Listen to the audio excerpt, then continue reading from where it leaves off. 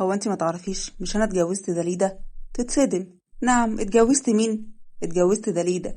ازاي يعني؟ ده جنان رسمي. اتجوزتها ازاي؟ انت لازم تطلقها، الجربوعه دي تطلع بره الفيلا بتاعتي، ما ينفعش تفضل هنا. بقولك مراتي، ولما تكلمي مراتي تتكلمي معاها كويس، ما اسمحلكيش انك تقولي عليها كلمه ما تعجبنيش، تمام؟ وهنا دليده هتكون ست البيت ومراتي، واي كلمه تقولها دليده تسمع، مفهوم؟ قربت تغريد منها ورفعت ايديها علشان تضربها بالقلم. راح وقف ليل في النص ما بينهم بالكرسي بتاعه. اوعي تفكري تلمسي مراتي والا هنسى انك ست كبيره وقتها هتشوفي اهانه عمرك ما شفتيها، انا بحذرك. ضحكتي عليه عشان يتجوزك، طمعانه في الاملاك بتاعته مش كده؟ وده بعينك انه يحصل. انا موجوده ولا يمكن اسمح لك بده. املاك ايه وفلوس ايه؟ دي اخر همي اصلا ان انا افكر في الفلوس، مش زي كل تفكيري في الفلوس وبس. اوعي تفكري تقربي من مراتي يا مدام تغريد، ودليل هتكون الست هانم هنا، ولو قالت لك على حاجه تعمليها من غير كلام كتير. تتجننتي يالا ولا ايه؟ ما بلاش تشوف انا ممكن اعمل ايه في الحلوه اللي طالع بيها السما دي. الواضح انك ما تعرفش تغريد تقدر تعمل ايه. انا شيطان في هيئه بني ادم.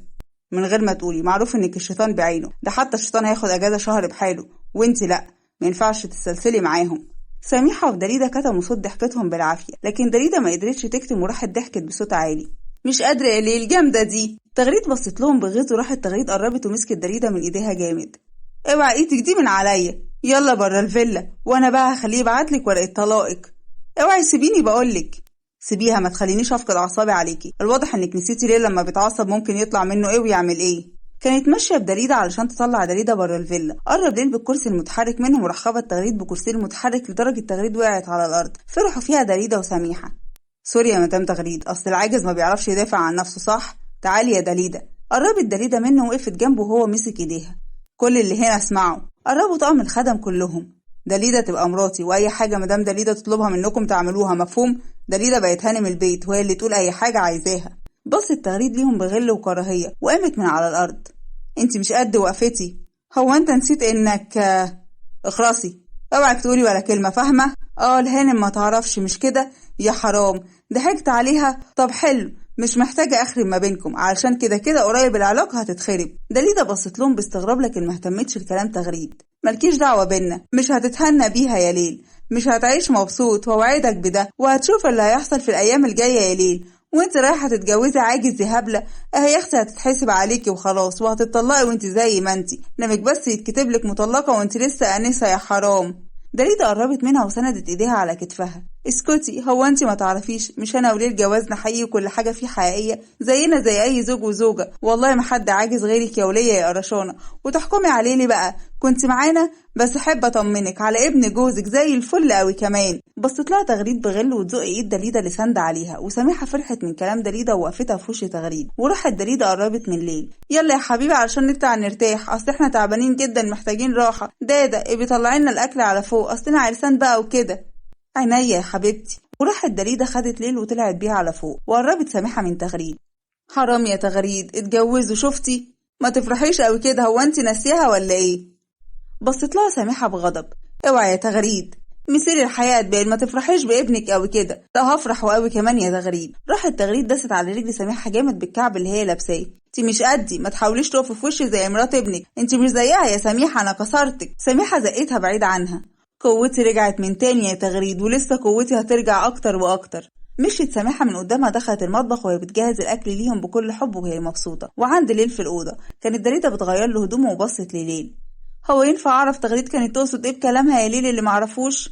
ممكن بعدين يا دليده، واكيد هتعرفي كانت تقصد ايه. هو في حاجه كده تعرفيها بس مش قادره اقولها دلوقتي، ممكن نخليها لوقتها. تمام يا ليل اللي يريحك. غيرت هدومها ومسك في ايديها. شكرا على كلامك في حقي، بس ده مش كلام، ده حقيقة على فكرة. غير هدومي واجيلك. تمام ماشي. دخلت غيرت هدومها ولبست قميص وحطت الروب عليها وخرجت وهي بتقرب منه. رفع عينه واتصدم من جمالها وتنح وصفر. ضحكت بخجل. ايه الحلاوة دي؟ القلب ما يتحملش كده، انا همشي قبل اواني. ضحكت عليه وقربت وقعدت جنبه. وماله، امشي قبل اوانك، هل هنعزل يعني يا ليلو؟ بالعكس، ده يوم المنى اشوفك ماشي على رجلك. حط ايده على وشها ومشى ايده على ملامحها. اول حاجه هعملها اول ما همشي هجري عليك احضنك، واول ما امشي انا اللي هحميكي من اي شر يحاول يقرب منك يا دليده. مسكت في ايده. ده طبعا يا ليل، لانك انت كل حاجه، راجلي وسندي وظهري وحمايتي وكل حاجه ليا. خبطت سميحه. اتفضلي. دخلت سميحه ومعاها الاكل. الاكل يا حبايبي الف هنا على قلبكم. الله يهنيكي يا دادا. بنفسك. ليه بس كنت خليس اي حد من الخدم؟ لا يا ضنايا، اكلك انت ومراتك هيكون من تحت ايدي انا، باقي الخدم بيعملوا اي حاجه تطلبها المدام تغريد. ما سبتش الاكل ثانيه واحده، اول ما جهز جبته وطلعت لكم بيه. بقيت سربيتي يا سموحه يا قمر، فعلا لفت انتباهي يا لمضه. بقول لك ايه يا سموحه، ما تقعدي ناكل سوا احنا التلاته، ايه رايك يا ليل؟ طبعا يا دليده، اقعدي معانا ناكل مع بعض كلنا. سامحه فرحت قوي. لا علشان تكونوا على راحتكم. اقعدي يا سموحه بقى، انت مننا وعلينا. ضحكت عليها وقعدت معاهم، وكانت سميحه عماله تبص ليل بعيون كلها حب، عيون ام عايزه تاخد ابنها في حضنها. دليده لاحظت نظرات سميحه وبصت لسميحه قوي وسرحت. وليل شرق، قامت سميحه بسرعه بالميه وقربت منه وبدات تشرب ليل. بالراحه يا ضنايا، وكانت بتشربه وهي خايفه عليه، ودليده متابعه كل ده بعينيها. انا كويس خلاص، بالراحه يا حبيبي وخلي بالك. تسلم ايدك يا ست الكل، اقعدي كملي اكلك انا تمام. قعدت وكملوا اكلهم مع بعض وخلصوا الاكل، وكانوا عمالين يضحكوا سوا وهم مبسوطين، وصوتهم عالي وسمعت اصواتهم دغريت وقربت من الاوضه. لقيتهم قاعدين مع بعض كده وهم عمالين يضحكوا. تتضايق قوي. لا ما ينفعش يكونوا مبسوطين كده، كل ده لازم اخربه في اقرب فرصه، وهتشوفوا كل حاجه تتخرب على دماغكم.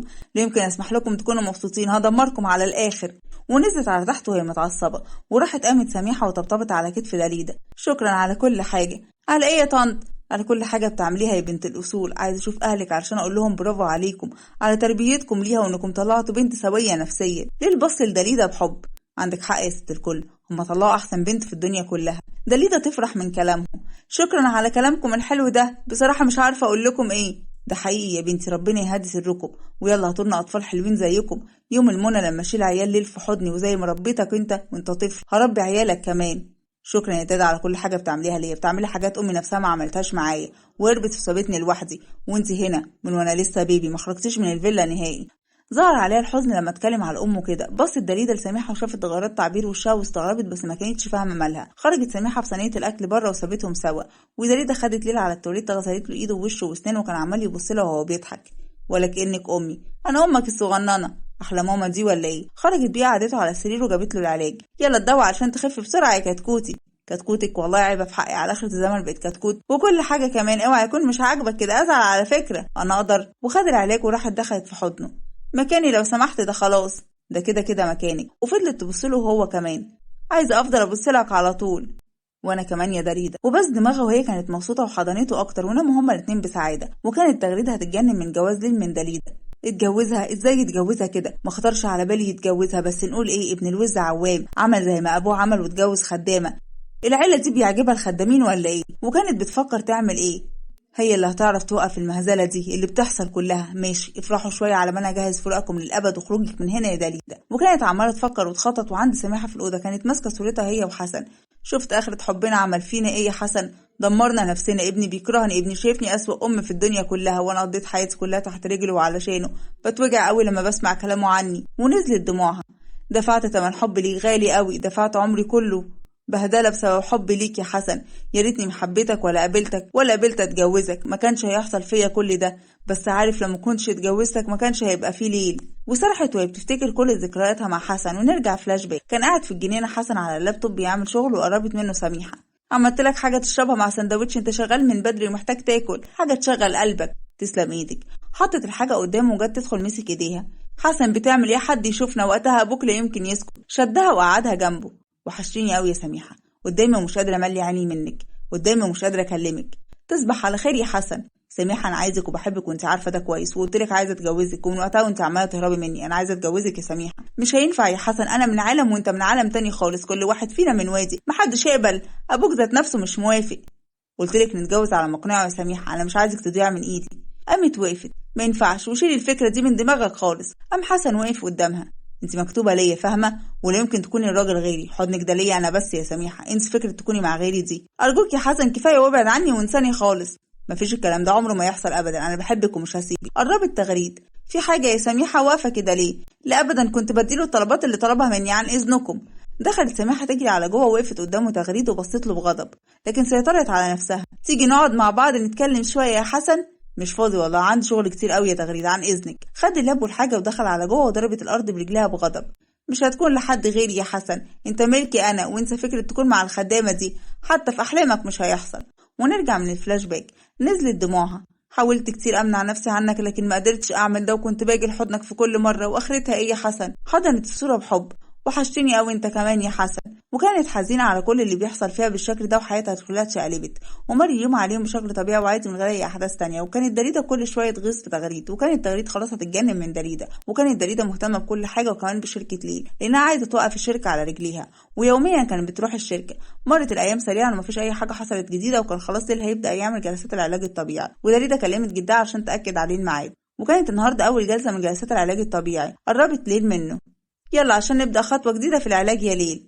متوتر قوي وقلقان ومش عارف صراحة ممكن يحصل ايه. سيبها على الله، بلاش تفكر في حاجة يا ليل. ونعمة بالله. جهزت ليل عشان تاخده وتنزل، وبالفعل جهزت ليل ونزلت على تحت، وكانت واقفة تغريد.